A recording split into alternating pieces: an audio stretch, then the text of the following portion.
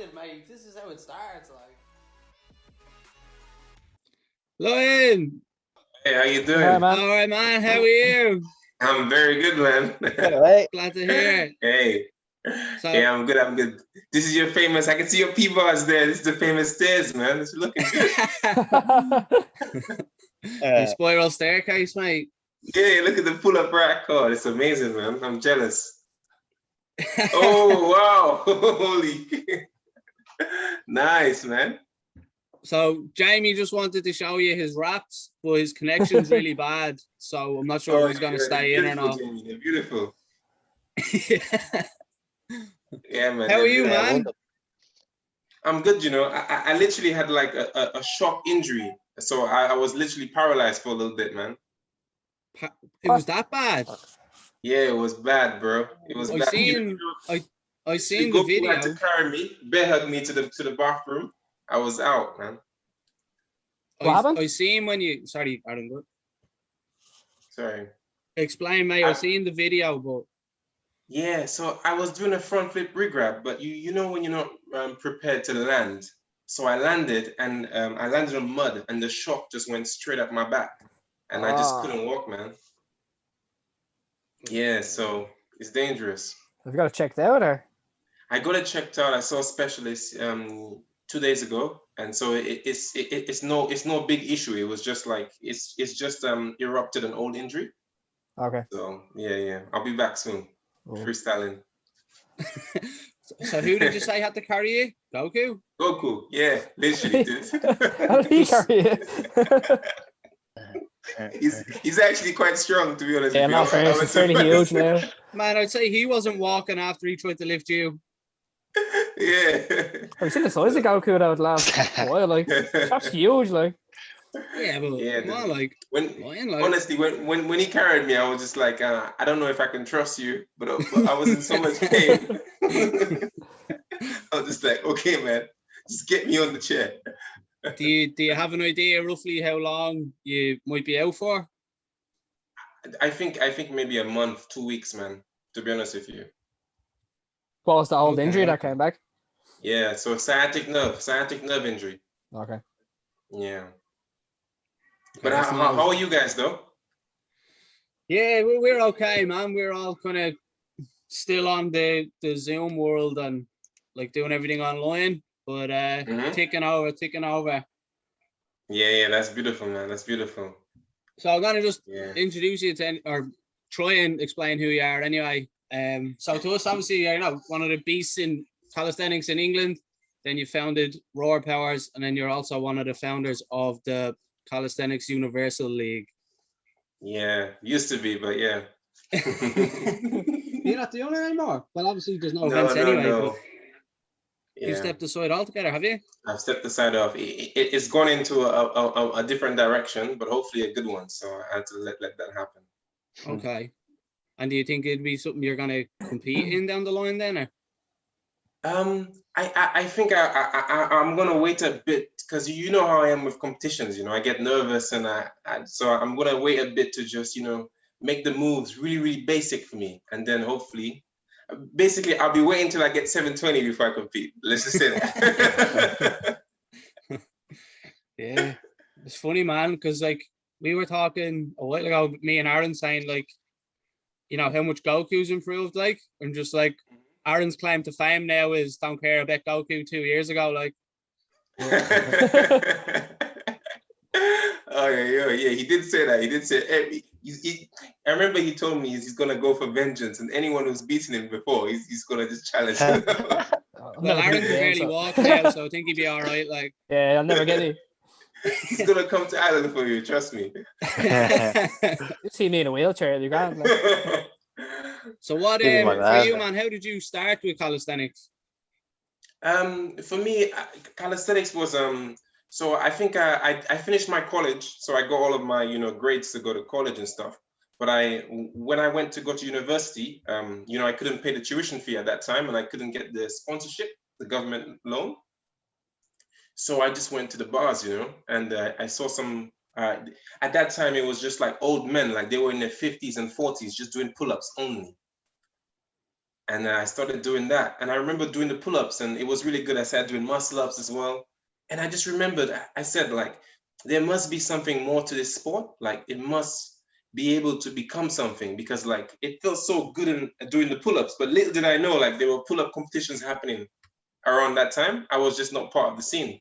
Yeah. So that's how I kind of started calisthenics. It was kind of my option, like, just to like pass the time, because I had nothing better to do for the whole, like, a whole year, like, because I didn't get to go to university, so I just balanced it with work. That's mad. And then, so what park did you start in? Kennington Park. Yeah.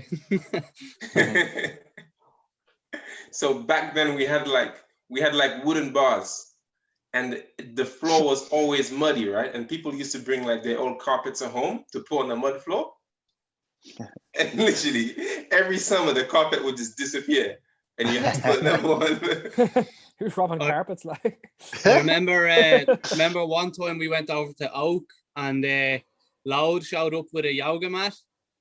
And Yeah, like, yeah. everyone was just giving him stick. Like, you're like, bro, what are you doing with a yoga mat? Like, Mate, you know what? Everyone's telling me I need to start doing yoga. You know, don't underestimate yoga right now. I think we need that in calisthenics. You know, seriously. well, Aaron, you tell them about your yoga, mate. Yeah, I found out I had like a inflammatory disease. Whoa. So I literally like couldn't get out of bed for like 3 months. Whoa. I started doing yoga, and now like I'm back being able to like full planche and stuff after like 6 months of yoga. Wow. So it definitely works. Like, it's really Yeah, boring, man. like, but it works. My girlfriends keep telling me about yoga so many times, and I've just been saying, oh no, I don't do yoga, but now I think I'm gonna take it seriously. Wow. You know, got me definitely back. do. Like, especially if you're doing like handstand press and stuff, like just getting a little bit of extra flexibility you don't realize you don't need, and then you get it, and everything's so much easier then as well. So, Oh. Man, I think yoga is kind of like something that would suit your personality as well, though. For me, a lot of people have said, but you know, to be honest with you, I do meditation. I go into a weird, what was it? A weird habit lately. Like, you know, before I go on the bars, I would kind of like go into the lotus and just like pay respects. I saw the samurais do it with their sword, right? So like they give like a bow.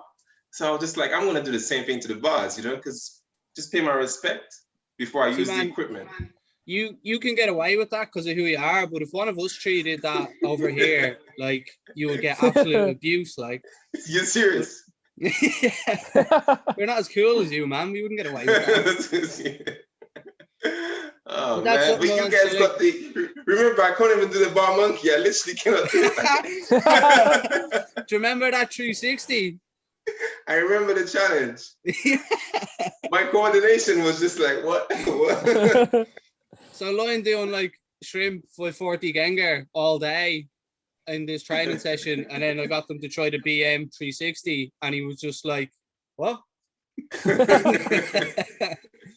But man, for you, one of the things for you, I'd regard you as like you know, personality wise, you're a very creative person, and you know, you're artistic and stuff. And do you think like your personality or calisthenics suits your personality?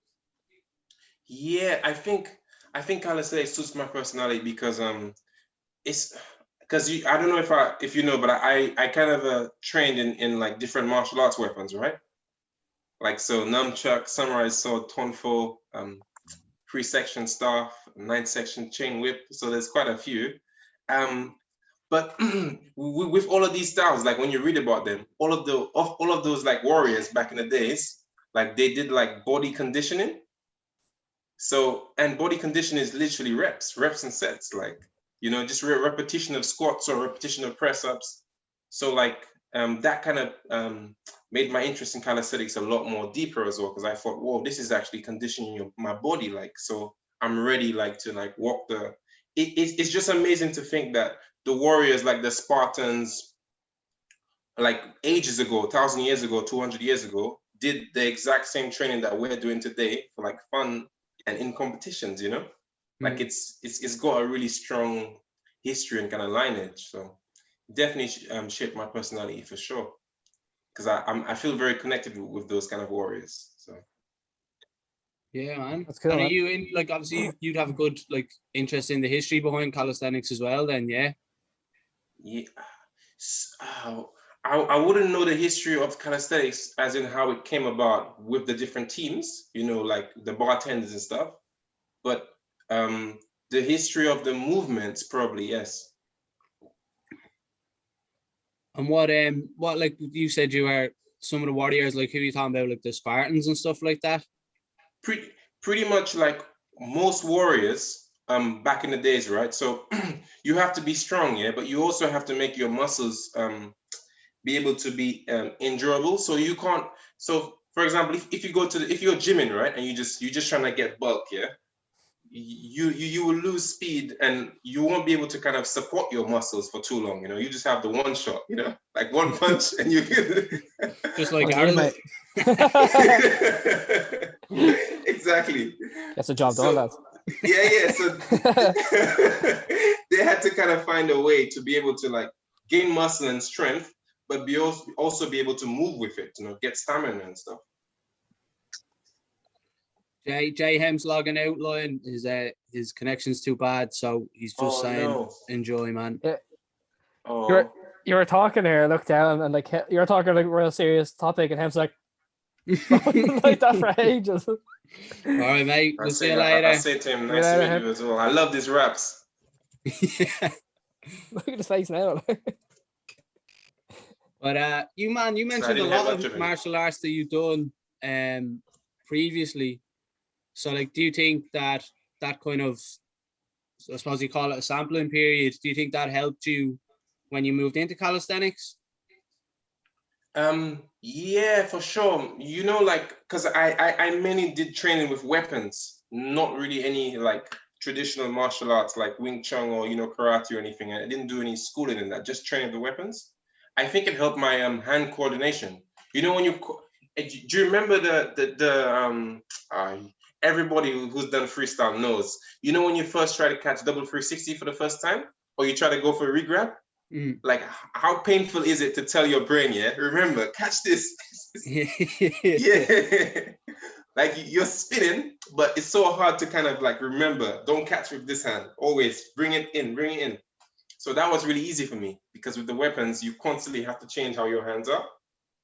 Yeah, when I was in college, we did like a study on skill acquisition, and we were learning how to juggle, but you're not actually looking at the balls. Like it's like your outer perspective knows what you're doing, but you're not actually focusing on what you're doing. Yeah. And that, like, I was really good compared to everybody else, but that was just because I was doing calisthenics and you're not actually looking at the bar half the time. Oh, wow. So similar kind of cross. I know juggling's obviously not as cool as stabbing people, like, but yeah, it's the same idea, like. Yeah, sorry, you go. So just when I went over to you like that time, I think obviously about 2 years ago now, but you were saying to me that, and you were saying about like before you would go for a movement, you just hold the bar and walk about and get that feel for it, like. Yeah, on the low bar, I remembered. But that's from you say that's what I was asked. That's your experience of your previous training and being able to bring that into Cali, like. Yeah, definitely. Yeah. And it's crazy how everybody's previous experiences can like influence how they are, how you are as like an athlete, But yeah, that was literally mine, and it helped. It was a good one to come from, a good background to come from as well. Just a little weapon training background for me. Do you think after your injury there, you'll go back and be a little more cautious doing moves, or do you think it'll be just straight? No way, dude. Yeah.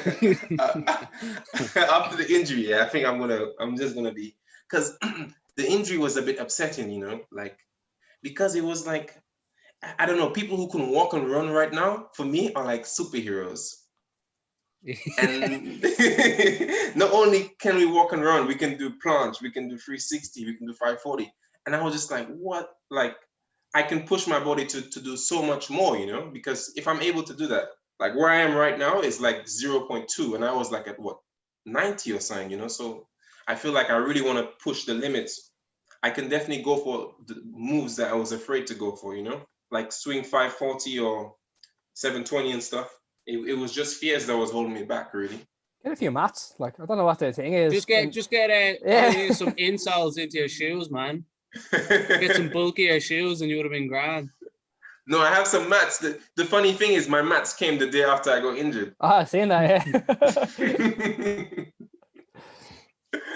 So So yeah, then, that was just like like you a slap in the mentioned, face.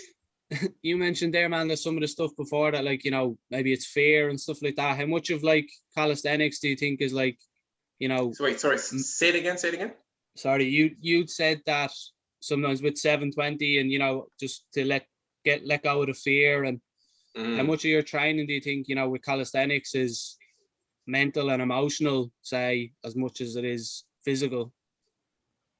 I think I'm probably speaking a bit biased there. My experience is it's really calisthenics takes two experiences for me, like competition and training with friends. It's weird because sometimes when you train with the right friends, you can't really have fear because you know they give you so much energy. You're trying to prove to yourself and you're trying to prove to them what you can do as well at the same time. So you know your brain can't even think about fear. Fear doesn't exist at that point. It's just about just do the move. Um, but for me, like, yeah, it's weird. In competitions is when I start to feel fear, like over the simple things, like, you know, the moves that I do every day, like shrimp flips. It's like my body is just like, are you ready to do this, man? I was just like, no, I'm not. You know, there's people watching. Literally, it's like there's people watching me. I was like, oh, I don't think I can do this. My legs start shaking, and all of a sudden, a 360 just scares me, man. I'm just like, oh my god, I can't do this anymore. So it like when So you yeah, when sorry man, go when you were training with the like as you said, you've no fear when you're training with that group. What kind of like emotional state do you think you're in at that point then? yeah, I think yeah, I think it's a state of no doubt. I don't doubt myself. You know what I mean? Yeah. Because you know, I know what I can do. My friends know what I can do. So for me to all of a sudden don't do it, they're gonna be thinking, "Whoa, are you okay today?" You know what I mean? So, but in the competitions, it becomes very more apparent that it's you against the bar and you against some person you've never met, or it's for some reason everything is worth a lot much more value or something, you know. So I think the doubts kind of come makes me fear, and probably a lot of people too, you know. We start to doubt our skills and ourselves, and then the fear just seeps in really.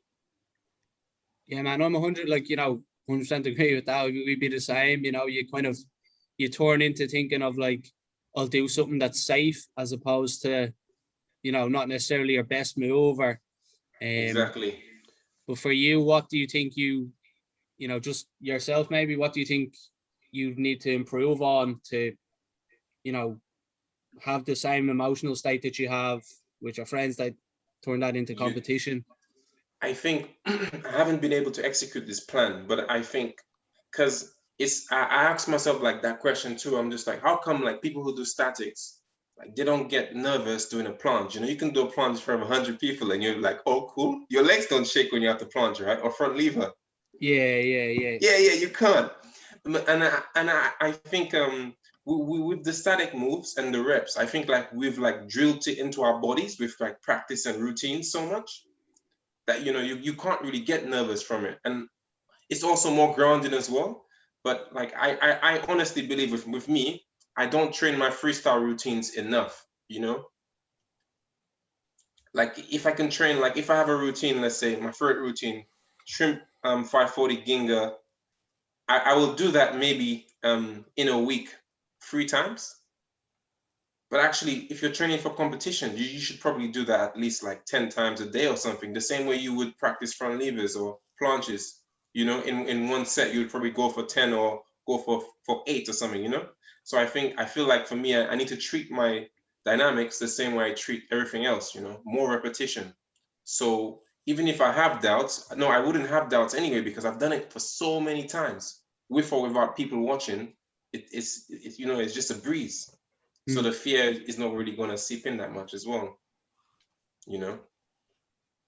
Yeah, I think for some people, man, and they're probably the same, like dynamics, they're obviously much more like it's a skill and there's much more technical aspect, and there is more chance of you falling and stuff. Yeah. Like in competitions now, some guys say about that, you know, statics should get more points because they're harder, but that's someone else's perception. When, like as we say there's more chance of you failing a dynamic movement than a static movement. If you can do a front Yeah. lever you know, you can do a front lever, you know. Easy. Easy. You can do plant. No, a plant is different. But if you got the move, you could always do it in front of a crowd. Yeah. But you know, we all know, like, you know, I think the best athletes is the one that are balanced. You know, when you have everything, to have that combination, to be able to do full planche press, all of that craziness, and then to be able to throw some 540 combos. It's just like the respect there. It's just like, whoa, okay. Yeah.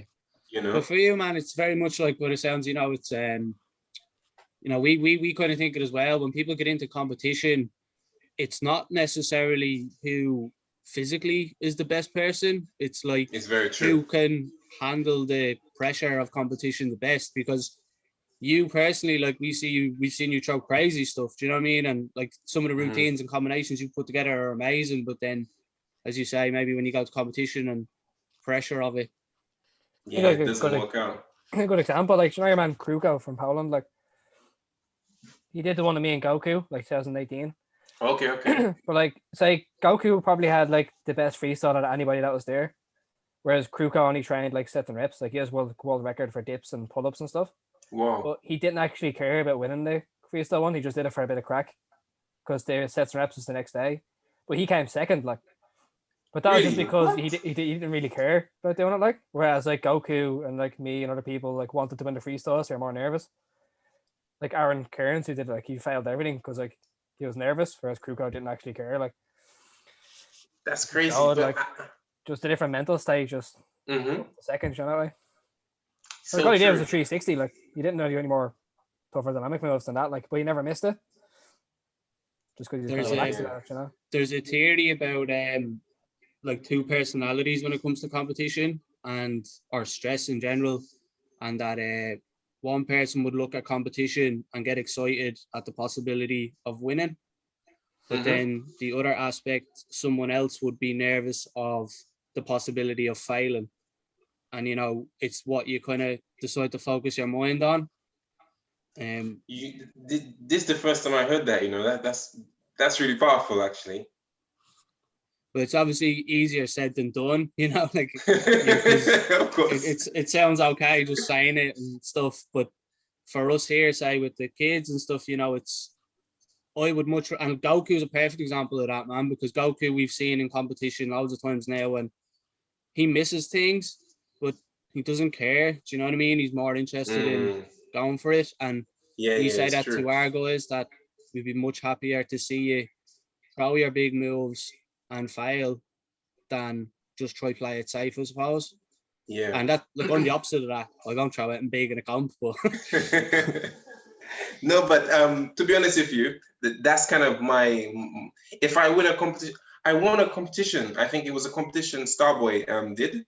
And I remember thinking, I didn't feel like I won at all, because I didn't land any of my big moves. Literally, it was my first competition against, like, I don't really remember the person, but I remember I won really. All I did was a shrimp flip and a 360.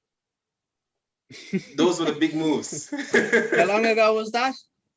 That was 2000 and like, oh no, wait, 2020. We're in 2021 now, yeah? 2020 probably? Oh no, 19. 2019. 2019, yeah. Early 2019. It was silly. And I literally went home feeling so sad, and I thought, but I've actually won it. I got a t-shirt. I was just like, got a t-shirt.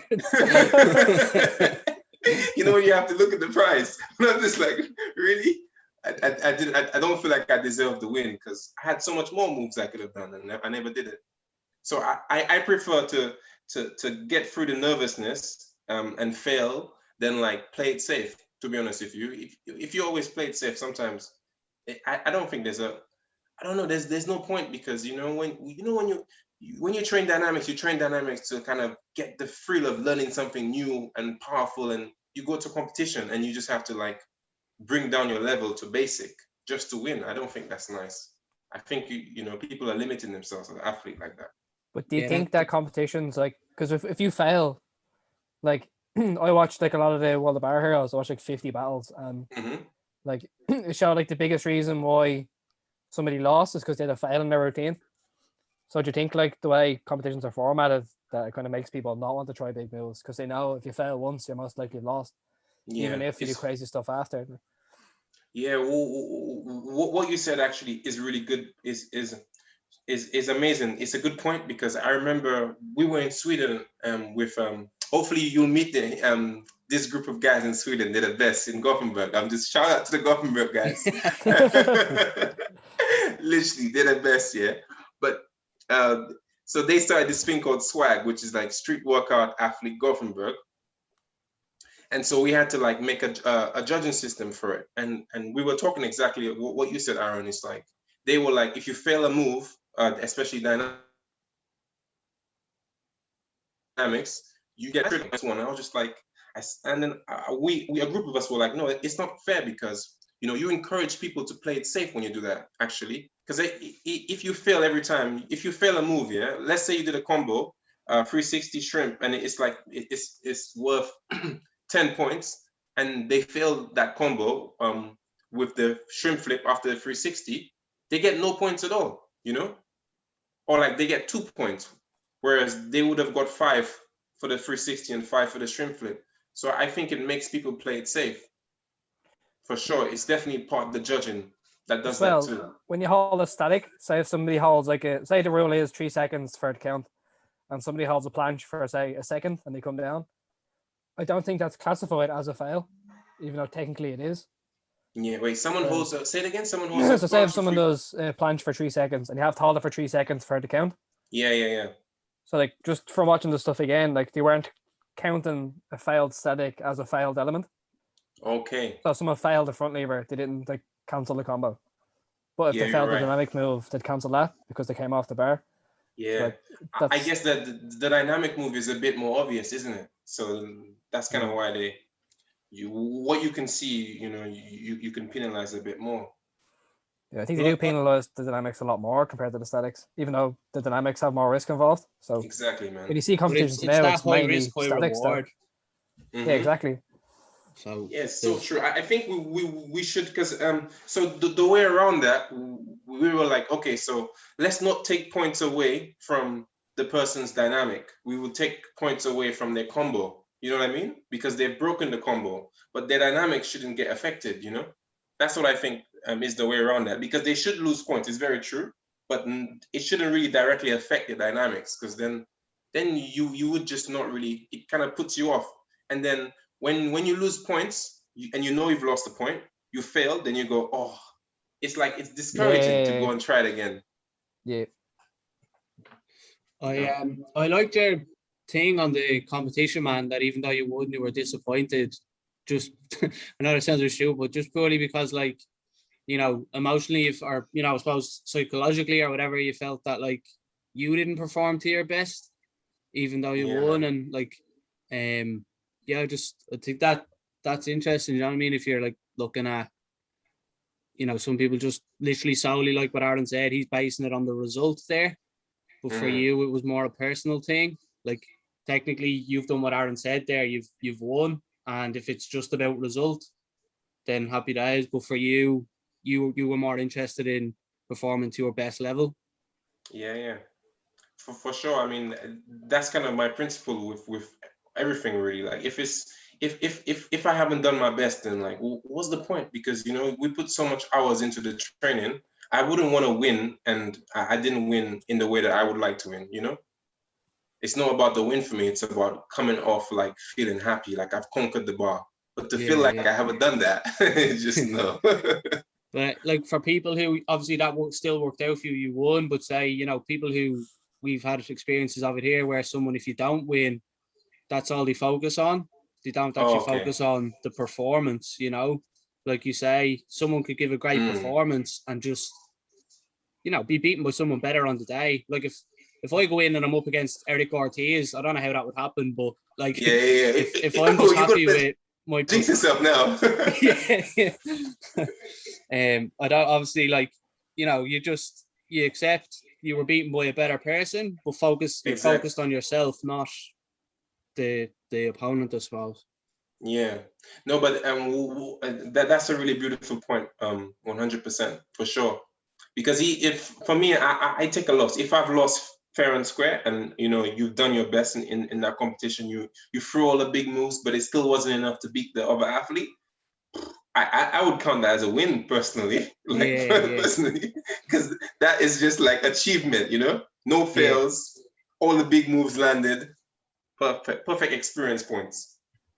Exactly, man. That's something I kind of think is really important to look at for people, that it's that thing of, like I said, about viewing it as opportunity or a threat, and then when you see, as you say, if you've gone for all your big stuff and that's the best performance you can give, that's more important than the result most of the time, Yeah, most definitely, man. Most definitely. And then it's going a little bit off of that, but we're still talking about competition. But do you think there should be weight categories in competitions? I think there should be both. What do you think? I think there should be like because I always go into this with like the warrior mentality, because if you like it, if you're I don't know, that's just my personal thing. I think of it like a battlefield. If you're on a battlefield, you're not gonna make sure you see in war. You're not gonna check your opponent's weight and be like, "Are we the same weight? Okay,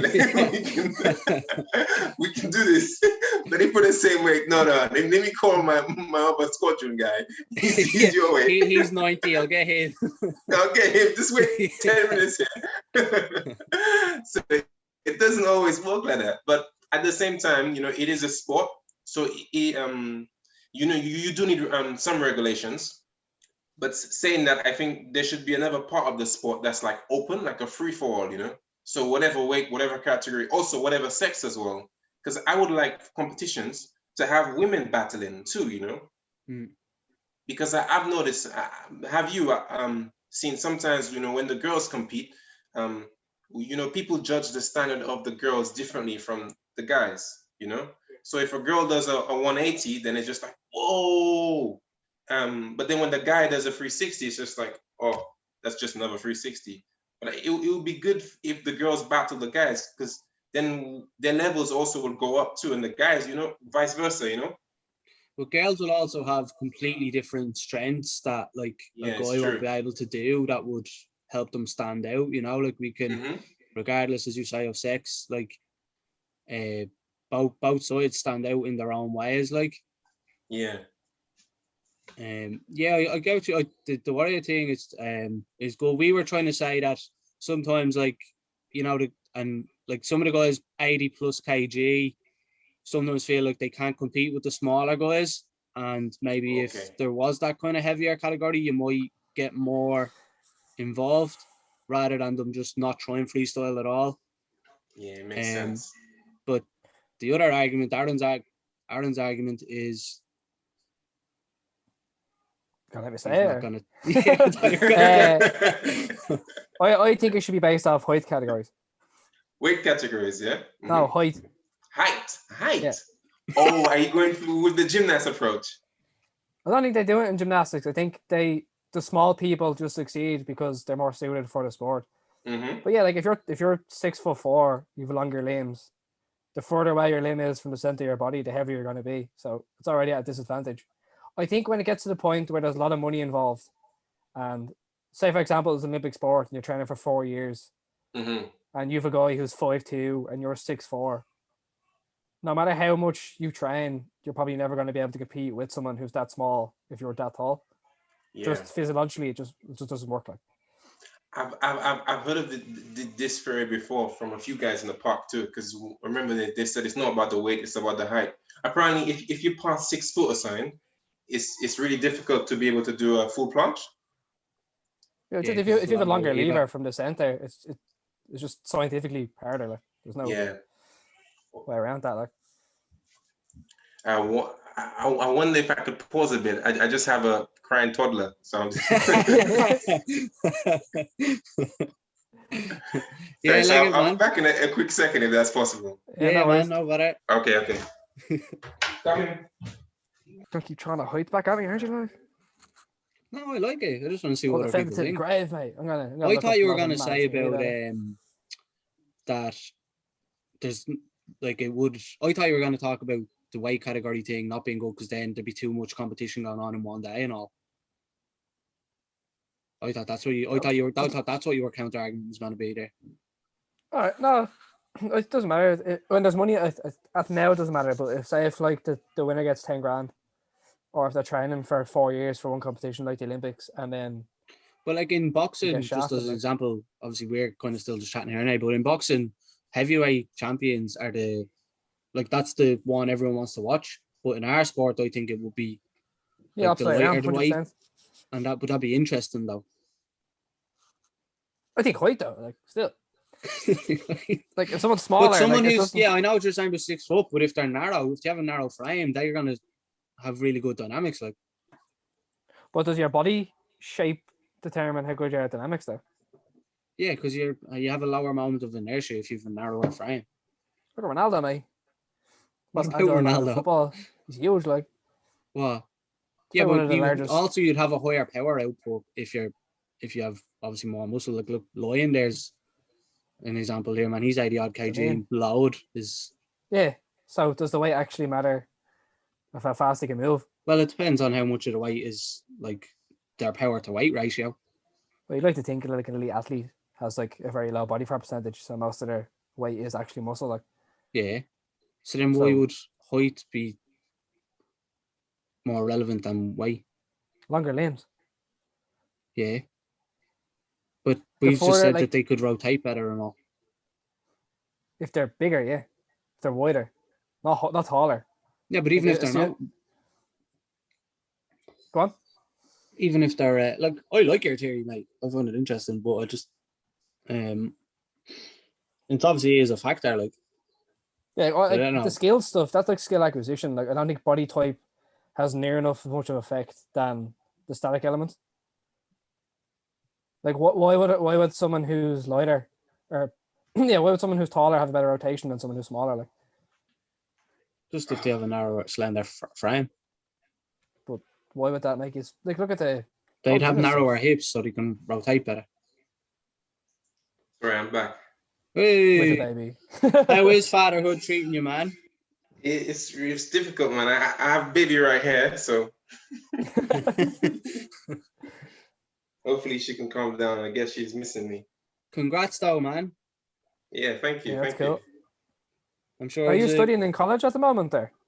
Say it again? Are you studying in college at the moment? I'm studying university. Yeah. What are you studying? Computer science. Yeah, seeing that looks cool. Yeah. So trying to balance everything out, which is difficult. Do you think you could use paralyzed either, does it? that was a scare, actually. Almost getting paralyzed for sure. Do you think you could use the computer science and evolve it into calisthenics? Definitely. I've actually wrote a few codes for the calisthenics. I think, right? You're like, whoa. I did my thesis on performance analysis in calisthenics. Yeah. And I had to use a software called Dartfish.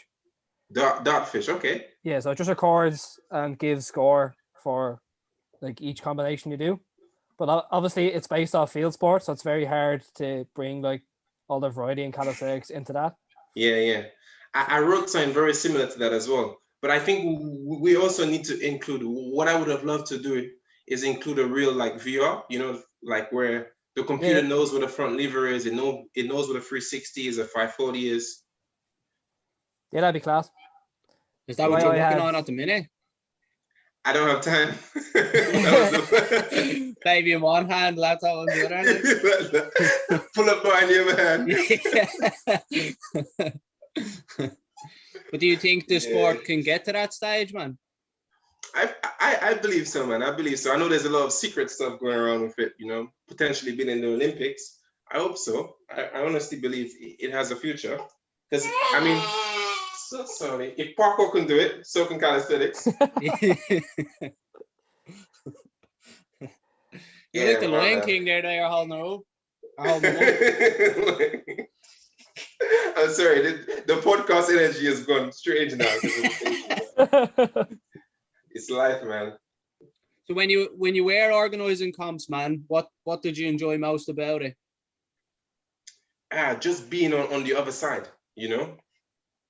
just being able to kind of like, put my input, because everything I've done before is as an athlete, right?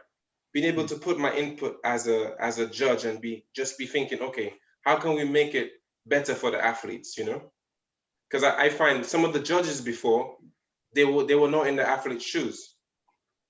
Yeah. So, like there would be rules that made no sense. Do you think like a code of points could work in calisthenics? So say like every single individual move you can give points to, like award certain points. Yeah, definitely. I tried to do it, but like it's my perspective of the points. You'd have to get like a serious amount of people to be able to give their own opinion and try and work out how difficult the move is. Yeah, you need to be united and have everybody agree on a certain thing, or else it gets difficult. Do you think we'll ever get to that point with there's so many different groups? Okay, I'm putting baby away, so okay,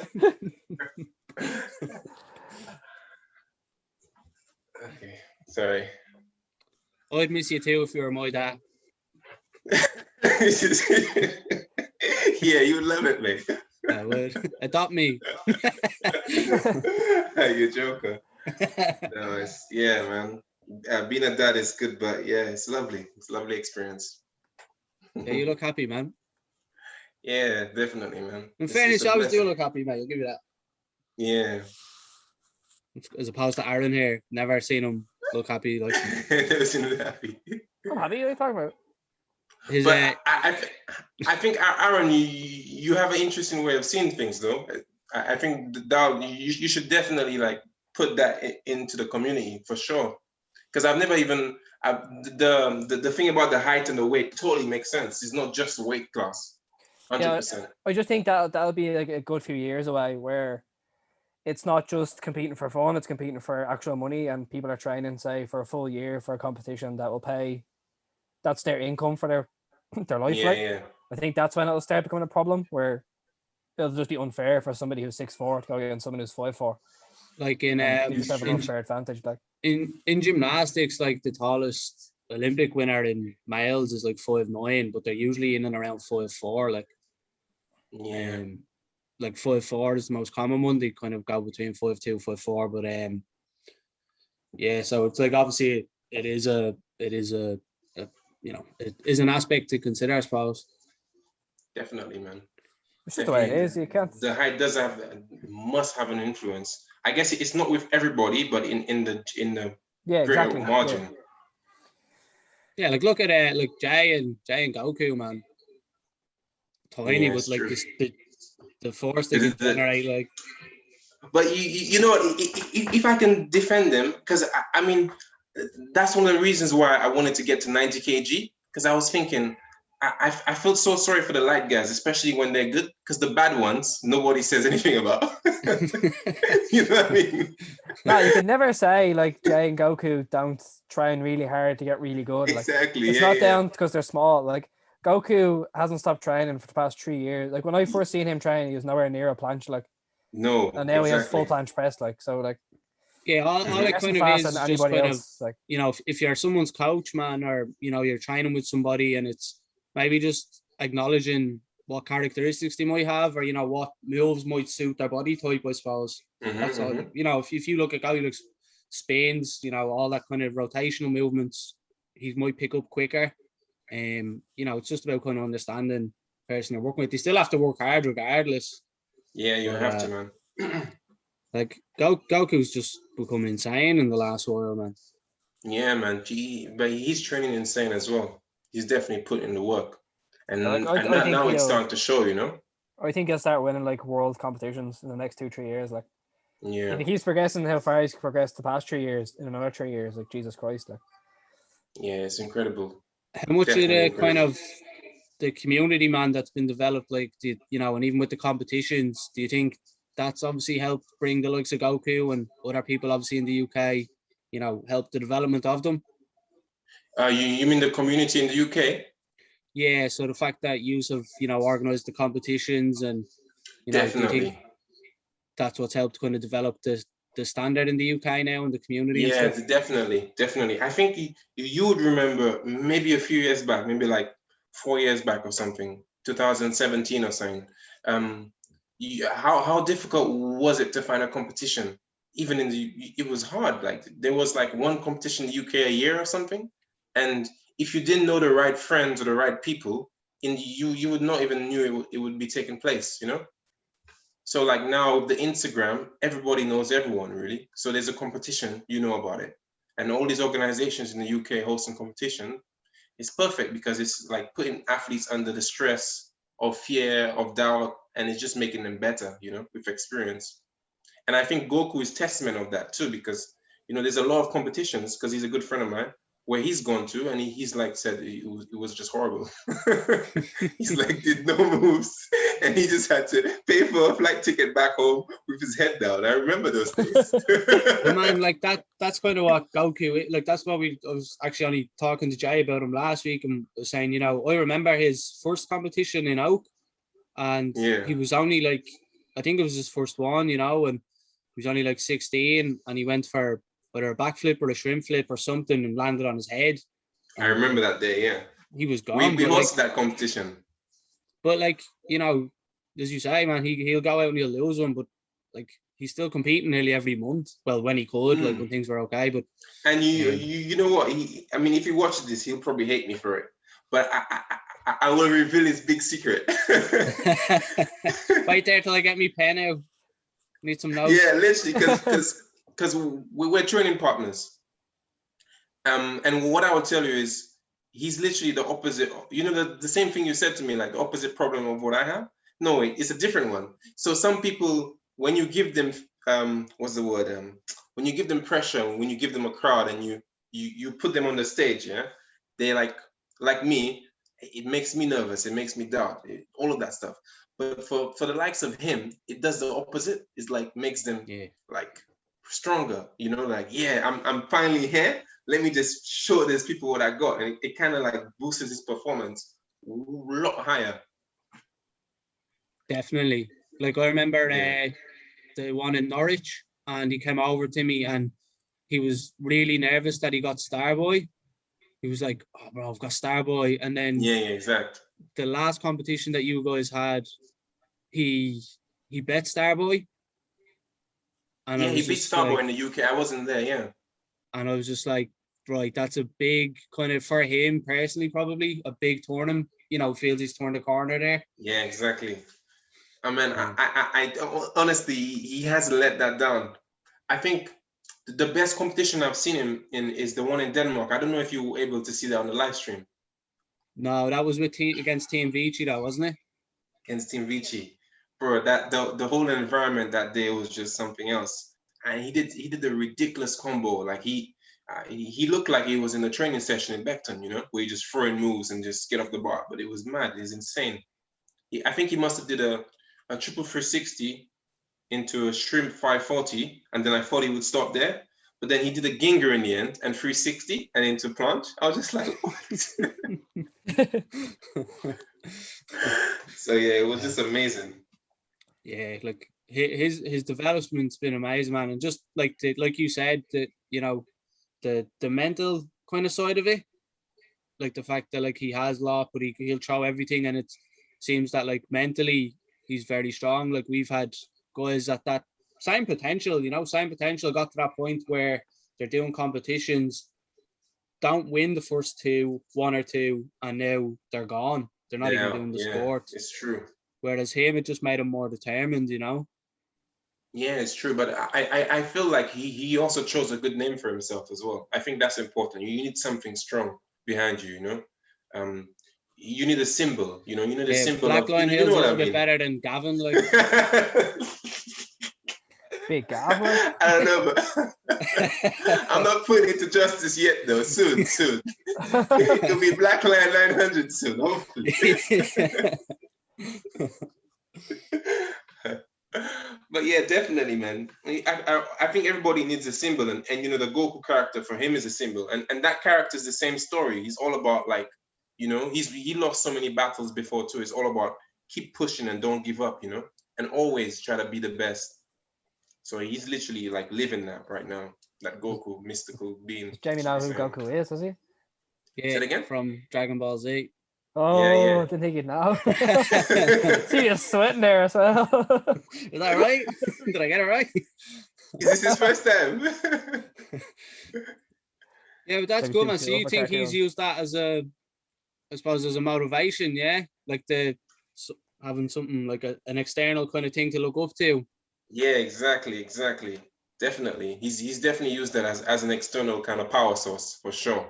Like I know we're using him as an example, but do you think that's a good thing for other people? Like I suppose having a role model and you know, do you think that influences people with their training and stuff?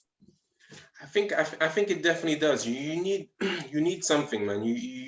I mean, it's weird because you need like a faith. You need something that is stronger than you, and eventually you become greater than it in the end eventually.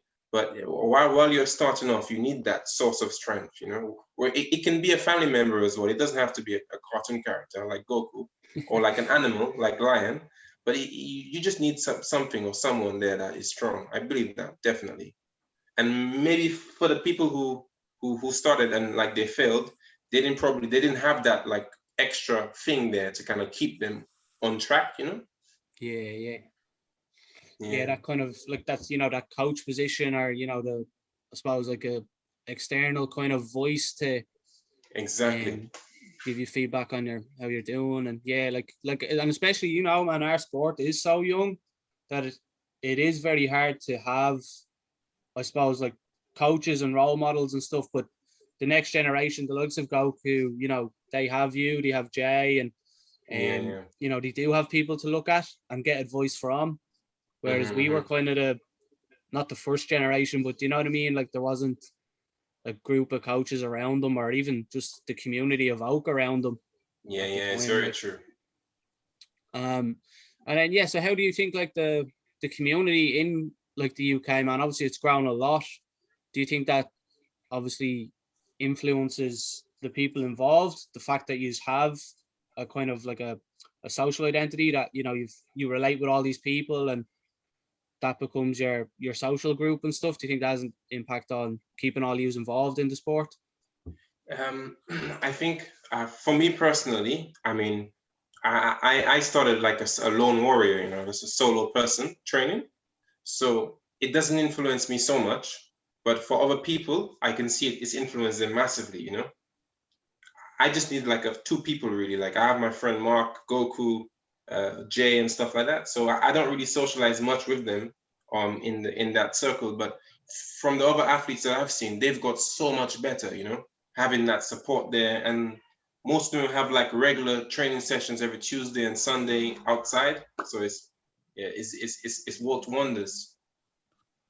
We went over to his one weekend, like Saturday, Sunday, and like Oak was just packed with yes, exactly, like packed kids, and like we've ended up using it here for to try to get parks built here, because we said like look at the impact it's having on the community as well, like Steel Warriors and stuff, they seem to kind of be trying to influence the youth. So do you think calisthenics has a chance to kind of be that for, I suppose, that age group, like 15 to 18, man, where very easily just go down a different path? But do you think Cali is kind of good positive social outlet?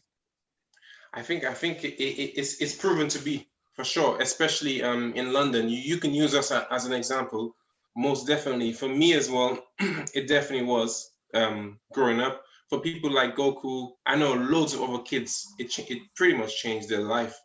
But some kids kind of got bullied, and then they went to pull-ups and stuff because they couldn't afford the gym, to get stronger. And that's it starts different ways, or you don't have, you go to kind of learn to socialize with people and you start your training. Definitely, man. I think the sport is very, very powerful, and hopefully one day it will get the recognition that it deserves, because I think a lot of the identity about it is still big strong guys, whereas it's more than just that. It's like strong women, strong kids, especially when you go around the world, you see that. So yeah, it's got potential. When we went to Oak, man, as you say, like there was such a wide kind of variety of people, but like it brought all of those people together. Exactly. That way. Like even Jay had mentioned to me about Nick and Demi, and he was just like, It's like they're two posh kids, and he was like, but they can come over and train with us. And he's like, they're talking to two guys who've served time and probably have a knife in their pocket, like messing, like. But he was just saying and they can all interact and come together because we have the one common interest, like. It's so true. That's a really good point. Actually, we honestly see that every day. You meet every single gender, every single group of person, all different backgrounds. But the one thing we have in common is like the bars, you know? It's crazy that a piece of metal can have that effect on someone's life. That's what it is. And it can have the complete opposite on someone's life because, you know, they're stuck behind that. So it's insane. Like we's and then with Mark and stuff, that would be someone who you'd keep class as a close friend, because Mark's not on social media really or anything, so you never know how he's getting on. That's what I like really a lot about him, because I think Instagram really took over the calisthenics community. Wouldn't you agree? Yeah. So to be training with someone, and he's been training for a good 8 years, man, and he has no desire to go on social media to show what he can do, and I just think that's so beautiful. Yeah, definitely. Because it's like me and a monk on a mountain, and then you're just learning. But then when you go to the city, everybody wants to show what they have. And he's like that, so he's just pure. The first time we met him, I thought he was Ginger John. Yeah, exactly. Like, what happened to you? Because he was like, because he looked kind of Irish, like. I was like, are you Ginger John? He's like, no. And like, oh, sorry, mate. I'm Mark. But so such a strong man, and like real nice fella. He's crazy. He's amazing, man. Last one, and I'll let you get back to looking after the baby. Yeah. It's just with Roar Powers, man. So obviously, you've been running that a while, and like, what made you want to create the brand and set up the wrist straps and stuff? Oh yeah, so like I come from a jewelry background, an artist background. So like whatever I do, I kind of see art in it, and I kind of saw art in the sport too. So I just thought like I want to create something. I didn't know if it was a team, and I thought, no, I don't like to be leading people or telling them what to do. So team probably wouldn't make sense. So I was like, okay, maybe I'll do something, a company. I must do something. But then I started wearing wrist wraps, and I couldn't find the right color for myself. So I just thought, why don't I like use my history of like making jewelry as a jewelry designer. I contact the same people who helped me make jewelry design to help me make wrist wraps, so I can have like one to wear. And they were like, you can't just make one. I was like, okay. All right. Let me like make 10, like, okay. It's like, no, you need to make at least 50. I was like, dude, all right, then 50, that's fine. And then I was like, if I have 50, I might as well just put a brand on there, so it started there. Well, you've ended up, man, with like, you've built a community with that, through that as well. Like, yeah. I'm like trying, man. I'm trying. But the amount of Moroccans that I've seen just because of you, that I'm like, oh my God, who are you, mate? You are unbelievable. And that's just through, Roar Powers, man. Yeah, the Moroccans are insane, man. Some of these athletes like really make me feel like, whoa. And honestly, they don't get the credit that they deserve.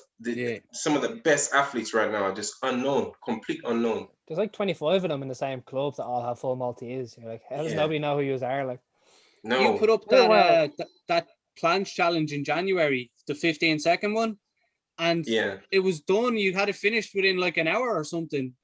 Oh, the planche.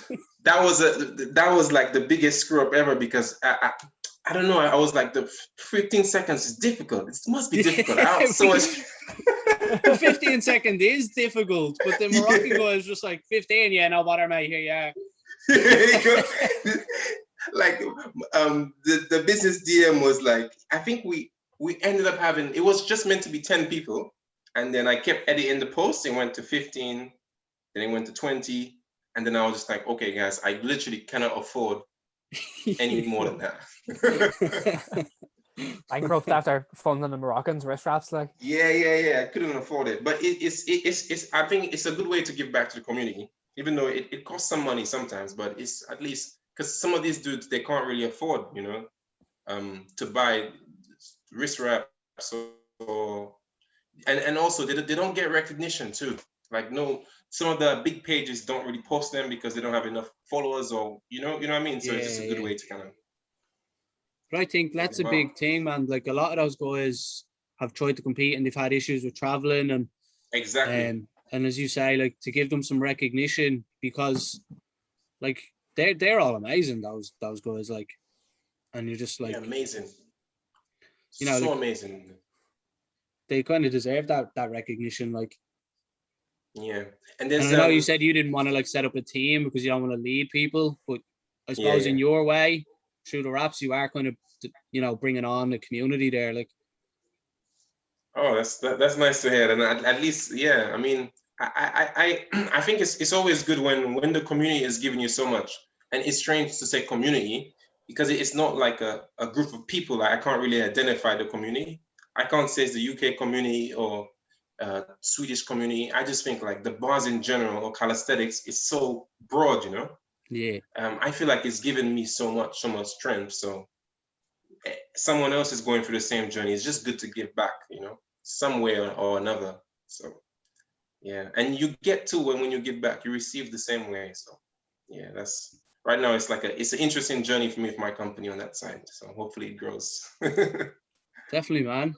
I think it will. I don't see why not. As you said, you're doing a lot for the community, and obviously you're very artistic, obviously, as well, man. So like, the designs you always come up with, like, even if I didn't do calisthenics, I'd nearly just buy a pair. You know what I mean? Oh, thank you. So, bro, it was really good to have you on, and I think like out of everything you've said, like, still the weirdest thing about you is that your name is Gavin, man. Gavla. I know. I was planning to change my name, but you know what? It's not gonna change, man. Keep it. Dye your hair ginger and get a few freckles and all. Yeah, definitely. Yeah. Hey, you guys need to show me how to do the bar monkey again. It's this, yeah. So a B, and then an M. There you go. There you go. Practice that the rest of the night. I will try, man. I'll get the baby to let it too. Baby coming in next week. Lion, thanks a lot, man. Yeah, thanks for having me on board, man. Appreciate it. Man. It was great to chat to you. Yeah. Bless you. See you later. Thanks, bro. See you later.